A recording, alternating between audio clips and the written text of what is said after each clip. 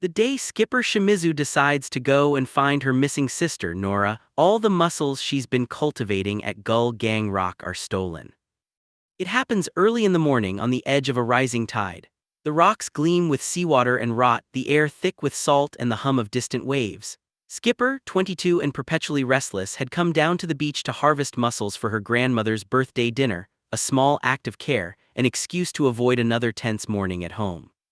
She's used to working in this landscape of ruin, prying debris from tidal pools, collecting glass and aluminum to trade for a few credits, salvaging what the sea hasn't already taken. 100 pieces of trash equals 1 day of her grandmother's medication. Everything in her life is measured like that in scarcity and salvage. But today, the rope where her muscles grew is bare. Every shell ripped off, the lines slick and empty.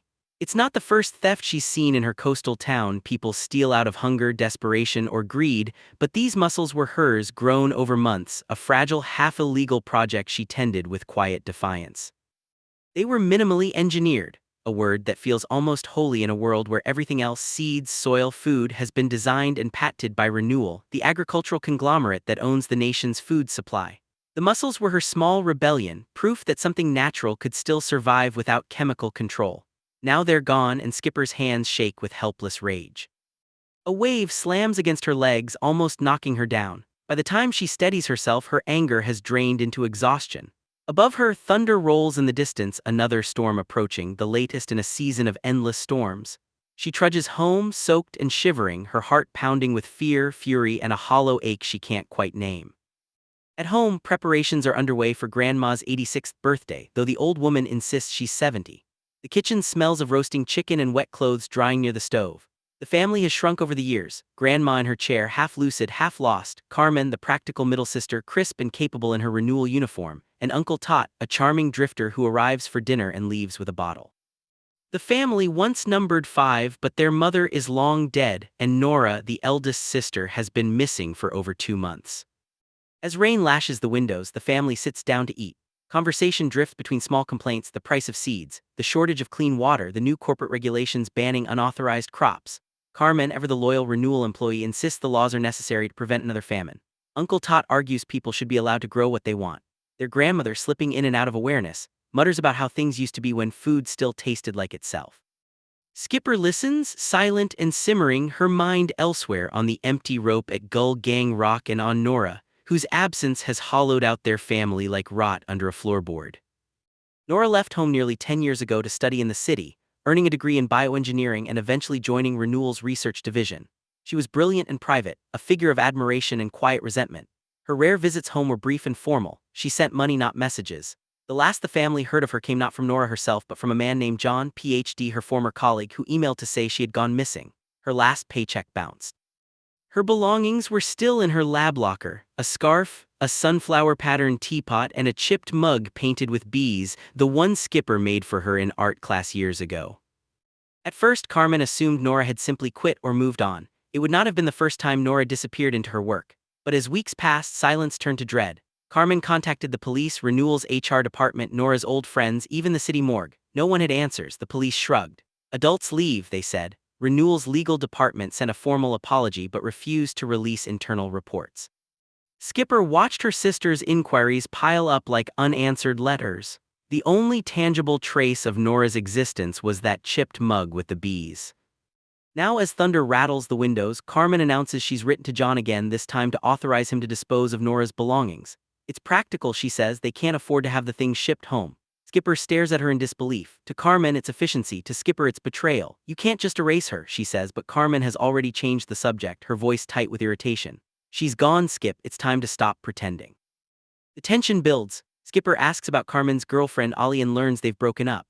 Skipper wonders if it's her fault after all. She once blackmailed Ollie into canceling a plan to sell their family's boat behind Carmen's back. The boat is another dividing line between them. Built years ago by all 3 sisters from scavenged parts, it was once a symbol of shared hope.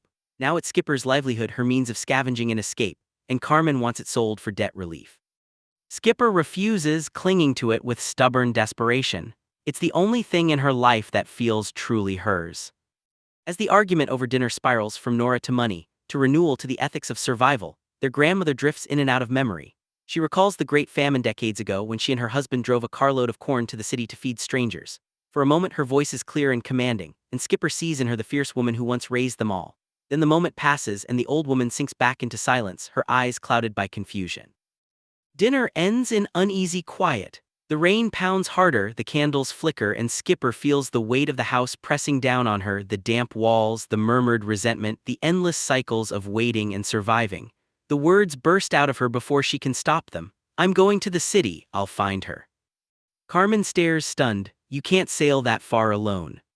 But Skipper can. She's been making short voyages for years to nearby ports, to the offshore garbage barges where traders sell scrap and antibiotics. The city is farther but not impossible. She can follow the coast, avoid the main shipping lanes, rest in the estuaries. She knows the tides like she knows her own heartbeat. For the first time in months she feels something sharp and certain, a purpose. If no one else will look for Nora, she will.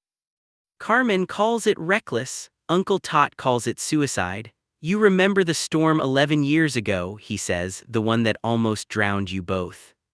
Skipper does remember the night their mother died, the boat capsized, the sea swallowing everything. But she doesn't flinch. The sea is danger, yes, but it's also freedom. It's the one place renewal doesn't fully control. Carmen accuses her of using Nora's disappearance as an excuse, of refusing to sell the boat, of chasing ghosts. Skipper denies it, though deep down she knows there's truth in it. The boat is more than a vessel, it's her last connection to the sisters they once were, before work and loss and duty splintered them apart. To give it up would be to surrender what's left of herself. The argument ends unresolved, but something inside Skipper has shifted. She has spent months moving through life like a ghost, scavenging, sleeping, surviving. Now she feels alive again. The storm outside howls like a voice calling her name. That night she lies awake listening to the rain hammer the roof. Grandma murmurs to herself in the hallway, her footsteps soft and lost. Carmen paces in her room on another call to Renewal headquarters. The generator hums. The world feels small, airless, trapped between floodwater and corporate order. Somewhere beyond it all, in the drowned city glittering on the horizon, Nora is missing, or hiding, or waiting to be found. By morning, the storm has passed. The town smells of wet earth and diesel. Skipper packs quietly, canned food, dry clothes, a compass, the chipped mug with bees. She repairs a tear in her sail, checks the hull, and studies the tide charts. She'll wait for the evening lull when the wind shifts and the waves calm, and then she'll go. Her family won't understand. Carmen will try to stop her, to reason with her, to remind her of responsibility. Grandma will forget within the hour, but Skipper has made her choice. The world is collapsing, storms worsening, crops failing, land sinking, yet something in her still believes there's meaning and movement in the act of searching. If she can find Nora, or at least the truth of what happened, she might reclaim a piece of herself. As she pushes the boat from shore, the sea glitters darkly beneath the gray sky. The horizon is a blur of mist and ruin, but Skipper feels the first real certainty she's known in months. She sails toward it, toward the city, toward Nora, toward whatever truth waits at the edge of the world. Thematic core. At its heart, Skipper is a story about sisterhood, survival, and the search for meaning in a collapsing world. It explores how love persists, warped but unbroken, amid scarcity and decay. The three Shimizu sisters each embody a different response to their age. Nora, the intellectual escapee, who sought progress and was consumed by the system she served. Carmen, the conformist who maintains order within corruption, believing obedience is the only way to survive. Skipper, the dreamer torn between rebellion and inertia, who ultimately chooses action, even reckless action, as a form of faith. Their grandmother represents endurance, a generation that lived through famine and collapse, hardened by loss, cynical yet unkillable. Her memories haunt the story like half-buried fossils. The disappearance of the mussels mirrors the disappearance of Nora. Both are losses without closure, symbols of nature and family stripped bare by human greed. Skipper's decision to sail is both literal and metaphorical, a journey through environmental ruin toward the possibility of renewal, forgiveness, or truth. In a world ruled by renewal, a corporate state that has privatized life itself, Skipper's search becomes a quiet revolution. She is fighting not for victory but for meaning. Her voyage is a reclamation of agency in a system that has turned survival into obedience.